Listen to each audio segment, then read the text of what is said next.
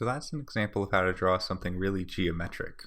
But what if you want to draw something a little bit more organic, I guess? So let's reopen Paint and go ahead and clear this. And let's say we want to draw just like a squiggly sort of, maybe multiple layers of squiggle, kind of like an explosion-y type of thing here. Let's say we want to draw this. How would we go about doing that? It seems like it's going to be tough, but we're actually pretty close to being able to draw it using our equilateral shape script. So if we go ahead and look back at our equilateral shape script, we can just copy the whole thing.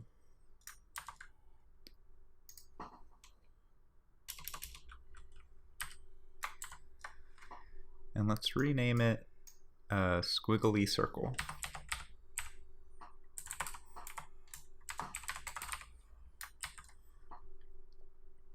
And I don't need a number of sides anymore because that's not super well defined. So instead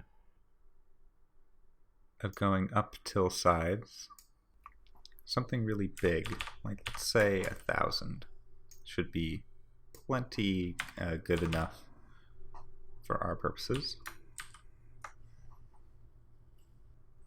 And so all we really need to change is, instead of p.x, we want to do p. Actually, let's make a new variable.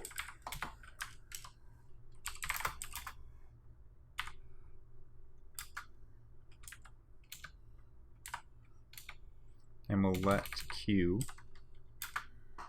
equal p.copy. And this means that if we change q, it won't affect p. And then we can do q.setMag, which determines how long it is, without changing its rotation. We can set its magnitude using a function called noise. And this isn't the type of noise where you just randomly pick a number. It is a random number, but it is a little bit more specific than that. It's sort of a smoother noise. It's called Perlin noise. And all it needs is a position. So we're going to give it I, and let's give it I over 10. So this number is going to be changing each frame.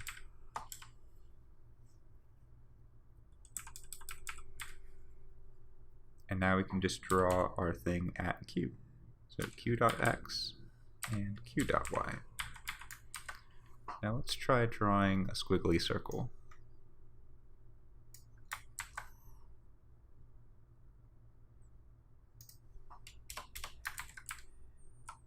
We'll draw it at 500, 200, and we'll make it the same size as our triangle bird. Oh, and I almost forgot we need to multiply this by our size over 2.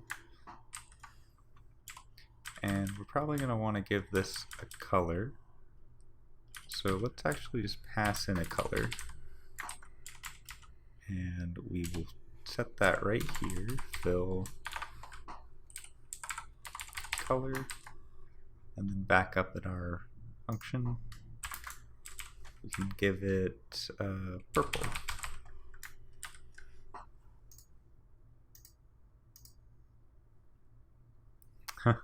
So that's not quite the same as what we were going for. And the reason for that is that the range of the squiggle is anywhere from all the way to the center to all the way out. So we want to sort of constrain that range a little bit. And the way we can do that is by multiplying this by, let's say, size over 8, and then just adding on size over 2. So it'll be a little bit bigger, but you can see it's got sort of the right idea. We can also smooth out these wrinkles by adjusting this number here. So if we say divide this by 100, you can see it's much smoother now. So I think we want something in between. So let's say maybe 50. Yeah, that's a pretty good amount of squiggle. And I think this could be a little bit more, say over 4, and then we don't need to add as much.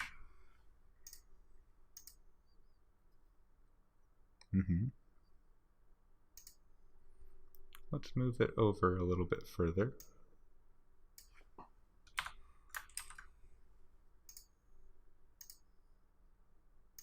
And you can see, because we use the noise function, it's going to appear different every time we load.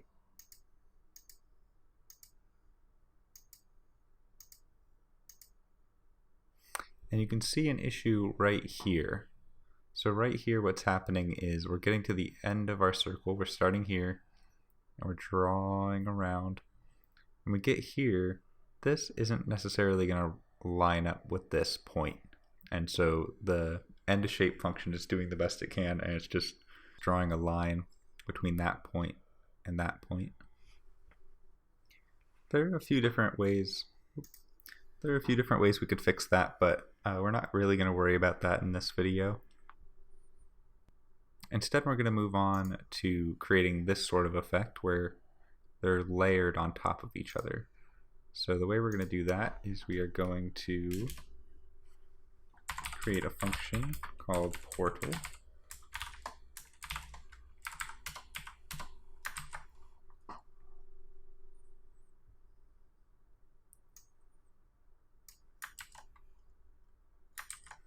And inside of portal, we'll just have a for loop.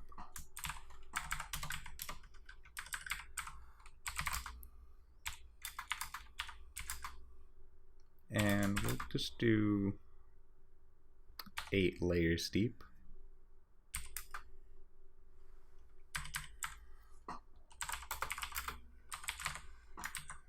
Go ahead and give it a position and a size. Do a push, do a pop, do a translate,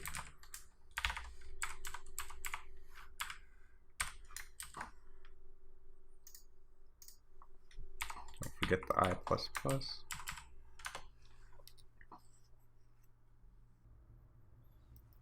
And inside of here, we're just going to call our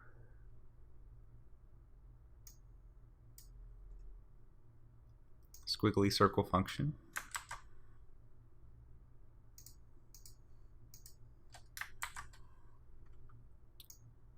Give it 0, 0. For the size, we will give it I over the size. And that means we should probably make this less than equal and make this a 1.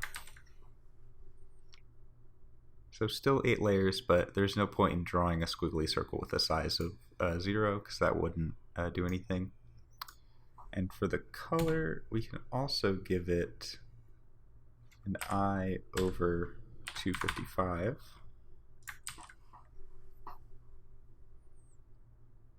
And now if we try to draw a portal,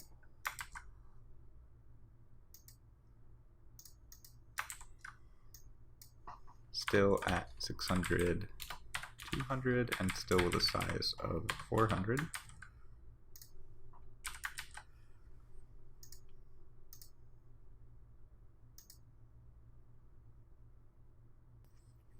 Oh, whoops, we actually want to do I over 8 times the size and I over 8 times 255.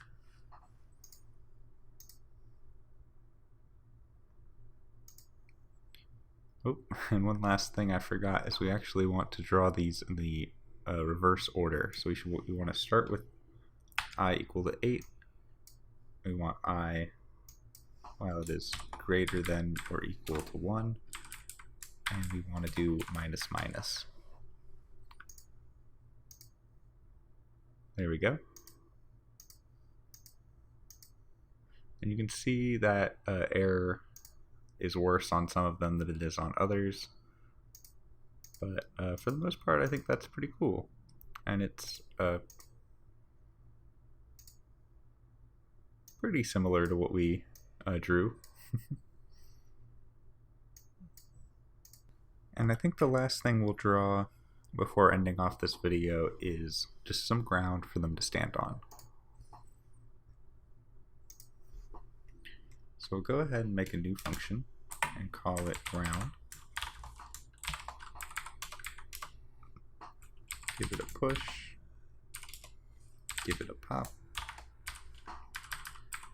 give it an XY size. Let's actually give it an XY width and height.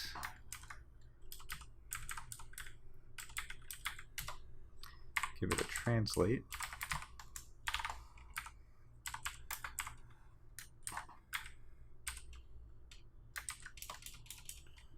And so it's really just a rectangle,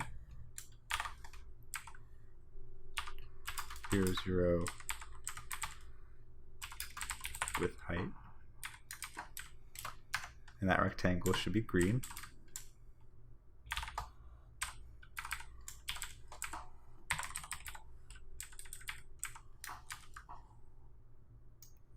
And go ahead and draw that.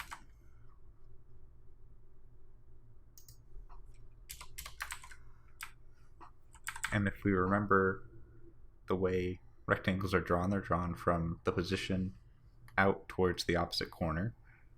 So we're going to want this at 0x 400 height, and we'll just give it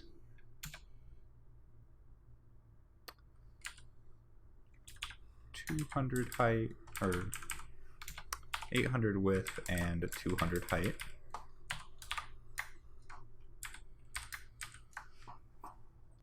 Whoops, I forgot the function keyword. There we go. Pretty important keyword. Nice. But not very exciting. So first let's make our background blue.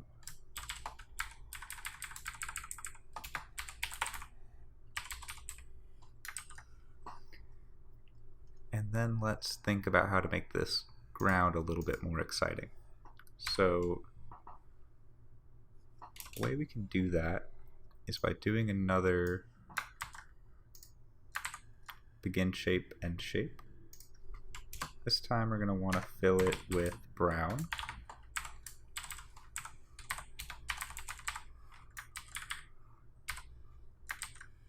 And we want to set 3 vertices before we even enter the loop. And so those will be 0,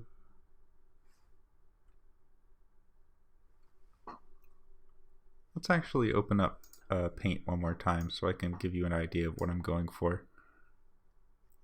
So what we want to draw is sort of like the classic Minecraft block aesthetic, with this being green and this being brown. And so in order to do that, I think maybe this is 1/3 of the height.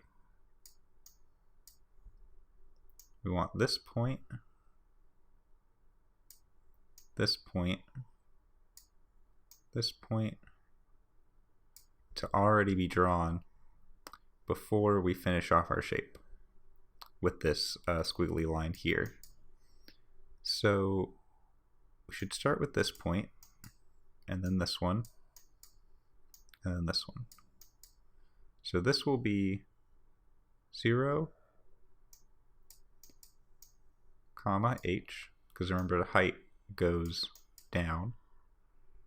This one will be with comma h, and this one will be with comma 1/3 h.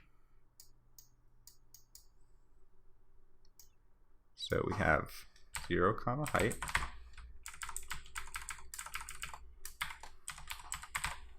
with comma height, and with comma height over 3. Inside of this for loop, we want to start at width. We want to count up to just some big number, let's say 1,000 again. We want to be going down. Oh, whoops. I don't know why I said that. This should actually be greater than equals to 0. And then in here, there's no p. So instead, we're going to do it at I, comma, use our noise function again, I over 10, plus, let's say, times height over 6 plus height over 3. And it occurs to me that we don't actually need this one. Because if we go back to our drawing, this point is actually already on the squiggle line, so we don't need to draw it separately. Okay. So let's see how that looks.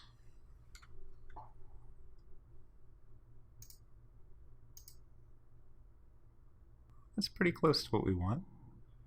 I think we could rise it up a little bit by doing height over 4. And we can spread these out again by doing I over 50. Perfect. So the last thing I'll do is just move our triangle bird down a little bit. Amazing. And yeah, that's how you draw things using code.